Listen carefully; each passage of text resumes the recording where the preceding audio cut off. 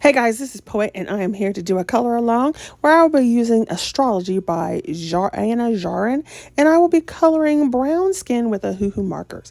This is for my May challenge, which is There May Be Dragons. And so I'm using this astrology book. I picked this book up because of Pixie. So if you have seen her or haven't, go check her channel out. And I have colored this, and my challenge is to do bees or dragons.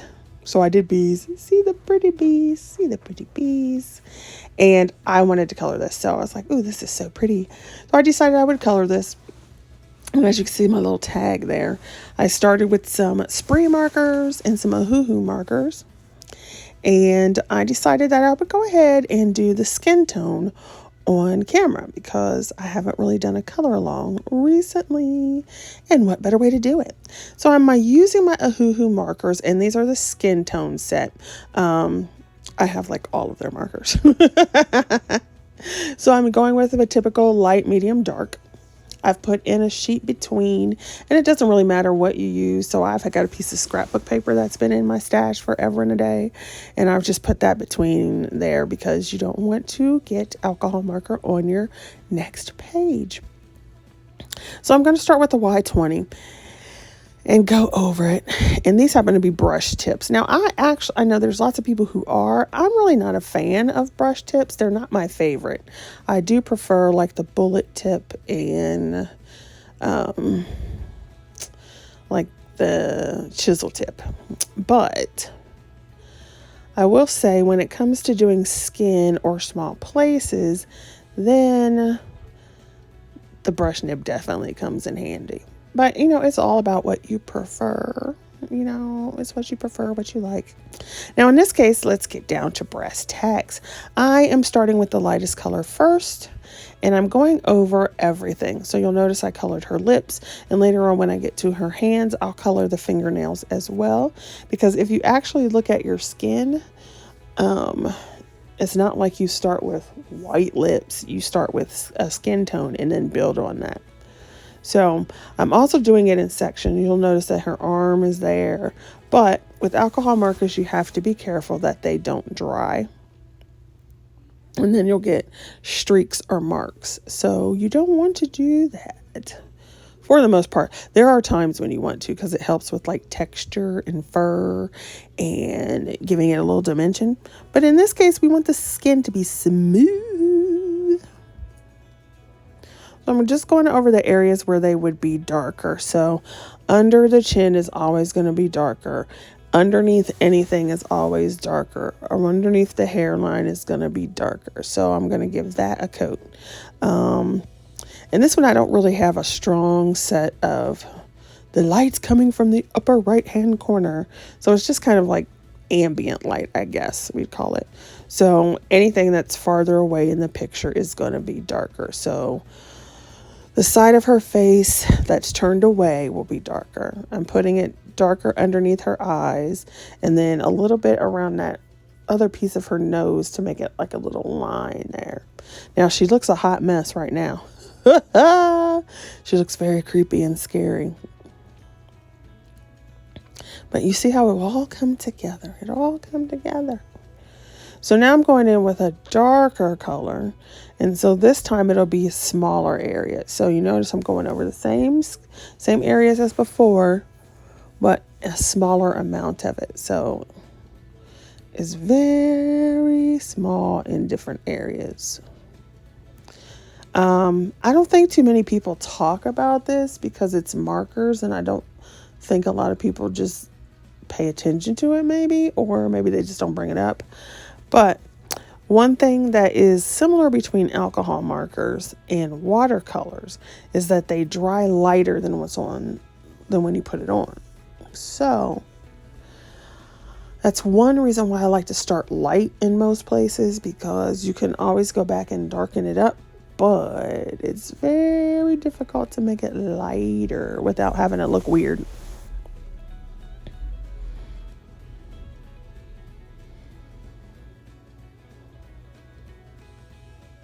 And then so I'll go back and do the medium color too. And then I'll go over it with the lightest color. And then that will just kind of blend it all together and it'll look lovely. Do, do, do, do, do.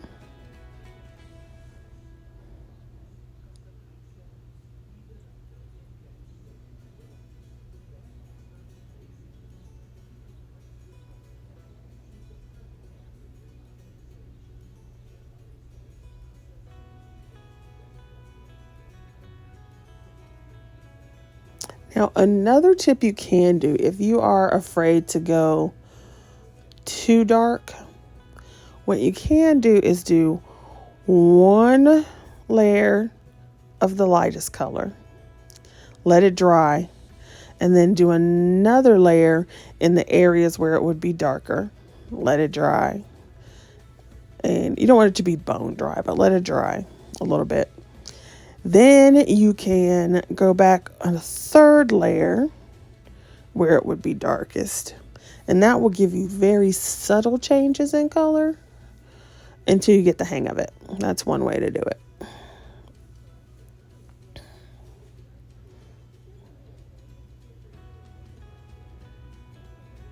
So I wanted to leave a little bit of a highlight. So I left some of the other skin and then used that other color to bring out a little bit of peachiness.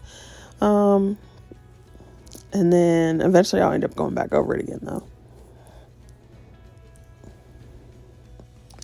So I'm going to start the same process when it comes to her arms and her legs. Excuse me.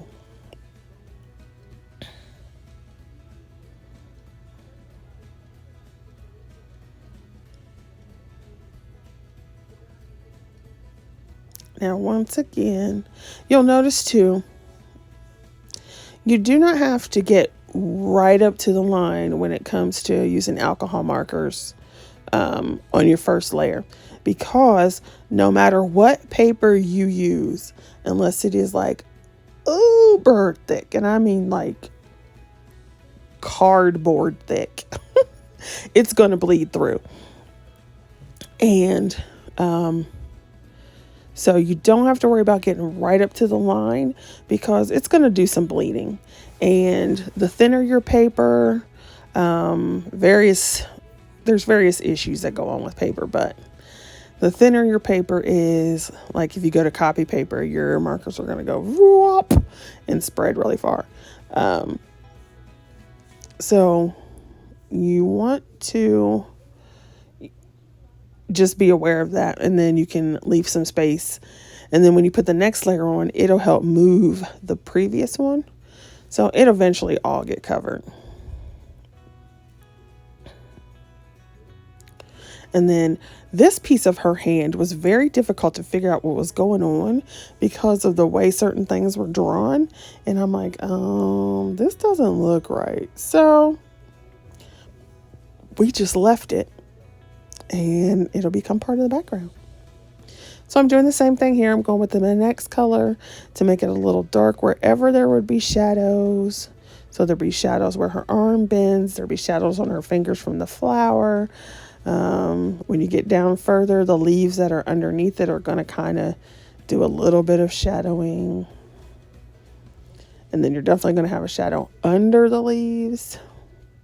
And because her whole arm is basically underneath this flower, it's going to be a little darker anyway.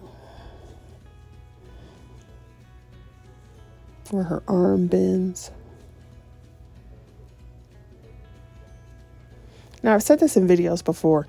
You could go dark to light, but I particularly like to go the other way when I'm doing darker skin, because once you do that dark, you cannot go light. So to me, it's just easier to start with the light color and then go dark, because you can always add darkness, but you can't always take it away.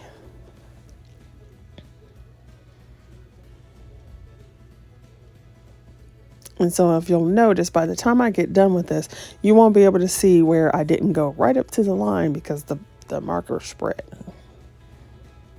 By the way, this is some good paper. I like this paper in this book, because it did not do a whole bunch of bleeding. It's like, ooh, yeah. Nice. So this is what's going to keep going on for the rest of this video, because I'm going to do her legs and it'll be the same thing, same process.